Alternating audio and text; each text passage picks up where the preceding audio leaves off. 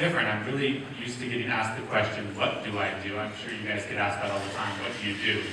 But this one was, why do I do what I do? So I proceeded to come up with an answer. I said, oh, it's a better business model. I help my clients with market intelligence, custom tools.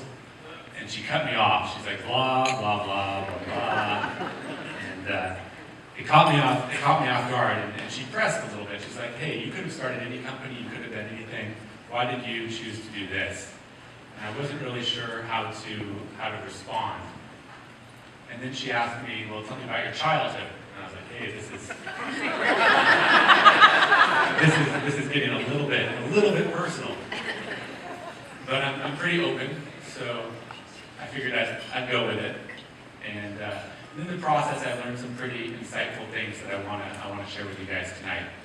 So to talk about my childhood, first, you guys need to understand my parents, and they are here somewhere. In the back. I don't know where. Okay, they're way back there.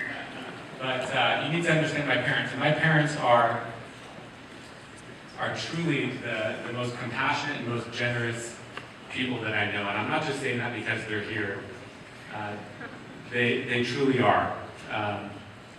Growing up, we had an extra bedroom in our house, and that bedroom was always full.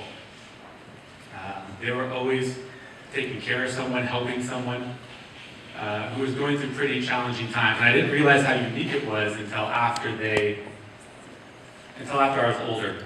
But we would have people who were paraplegics, quadriplegics, people severely disabled staying with us all the time. And what it taught me was a level of compassion and fairness and generosity that I wouldn't have otherwise quite seen to that depth. And the example that they set was clear. And it had an impact on my life. And the fairness aspect was particularly resonated particularly loudly. So let's fast forward a few years. And after college, I was working at a service provider, one of the big ones. And that concept of fairness was shattered at the service provider. I witnessed some things that threw off my sense of what was right and wrong. And I want to share one of those examples with you guys tonight. The example that I saw, or what the situation that happened was, this is back in the day. I'm going to date myself here a little bit, but this is back when DS3s were the biggest internet circuit around. Now they're sort of small. But one company purchased it for $43,000 a month, and another company purchased it for $18,000 a month. And I remember seeing this, and this is the exact same service from the same provider in the exact same location. It was the same, just exact same thing, both on a 2-year term. One company is paying $43,000 a month, the other one's paying $18,000 a month. And I remember thinking, I gotta get out of here, the police are coming. Like, we're going to jail. But I was naive, a little young, idealistic. And the truth of the matter is, not only is it legal, it's a very common practice. All the time, and not all the time, some providers in particular will push this game further than most. They will push for that delta. And what happened was the company that was paying $43,000 a month, a year later they went out of business. Somebody lost their company. People lost their jobs. Lives were changed. It didn't seem right to me. It was wrong. And that's when I first realized that there had to be a better way. And when I became aware of the agency model, it just resonated with me. It made so much more sense. I could represent all the options. I could help clients get fair pricing and fair terms. And I could be their advocate. And that's why I started Stratacore. It was an interesting process to not think what I do, but why I do it. And then in terms of where we started, this is the boat.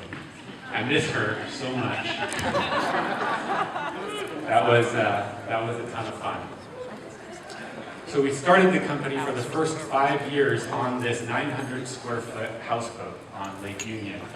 We have the best view in the city that if it was really windy, anything over 25 miles an hour, we had to send everybody home. And Sarah did last longer than me. I mean, 20 was rocking like crazy. You wouldn't think Lake Union would get that rough. But the first few years were tough. The first few years were really tough. I maxed out my savings, burned through my savings, and then I maxed out a credit card, got another credit card. I had to pay the minimum payment on the first credit card, and then I quickly maxed out that credit card. And then they give me another credit card. And I maxed that out as well. And then they wouldn't give me any more credit cards. I don't know why. But look at where we are today. I'm so proud. I mean, shit, we're at the aquarium. This is sort of nice. Megan, thank you for putting this together. But where we are today is really amazing to me. So we currently have 140 clients. Here's a few of them right here. I'm so proud of our clients. I'm so amazed at the level of customers that we're able to secure. We have over 400 providers across the globe that we can represent, that we can help our clients find. These providers include the traditional connectivity, data center, and we have more cloud providers than anybody ever should. Last year we won 14 awards from different providers for being the top agency, either regionally or nationally. And this year, thanks to an amazing team, we're on track for another record year. So I'd like to switch gears here for just a moment, and I'm hoping that you could raise your glass and keep your glass raised if we've helped save your company some money. Just raise your hand. And then raise your glass if we've helped your company raise revenues. And then raise your glass if we've helped your company just make your life a little bit easier. Which is sort of cool. It's really cool. That's awesome. That's awesome.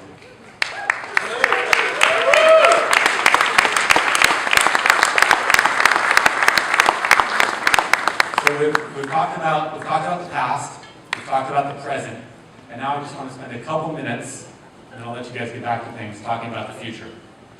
To talk about the future, I want to tell some stories about my grandmother. She influenced me more than I will probably ever know. She was a single mother, raised 3 children, and she constantly told me how hard my parents worked to send me and my children, and to me and my sisters, to college. She constantly told me how hard my parents worked to send me and my sisters to college. She told me over and over that I had opportunities that she never had, and that I needed to capitalize on those opportunities. I needed to dream bigger, I needed to do more, and I needed to be better. So here's what we're doing to do more. If she was here tonight, she'd be proud, she'd be excited, but she wouldn't be satisfied. And neither am I. So here's what we're doing. We're going to help our clients grow internationally. We're going to continue to help them, and we're going to continue to focus on helping our clients grow internationally. We're going to help our clients master the hybrid cloud architecture that's going to be the next generation of our industry. And we're going to expand our own brand nationally. How are we going to do this? First and foremost, I believe brain power is the currency of the future. If you're part of the Stratacore team, could you please raise your hand? These people are smart. I test them. A lot of people applied, only a few got in.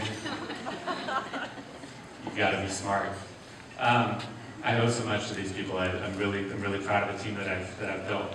The second key to success is, as our industry gets more complex, and it will continue to get more complex, transparency is essential.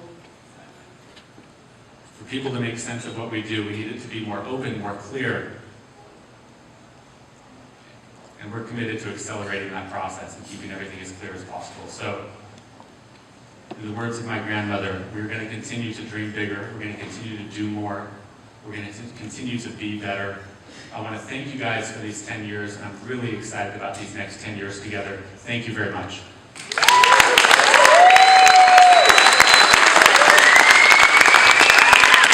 Ladies and gentlemen, please direct your attention to center stage and welcome Blue Velvet.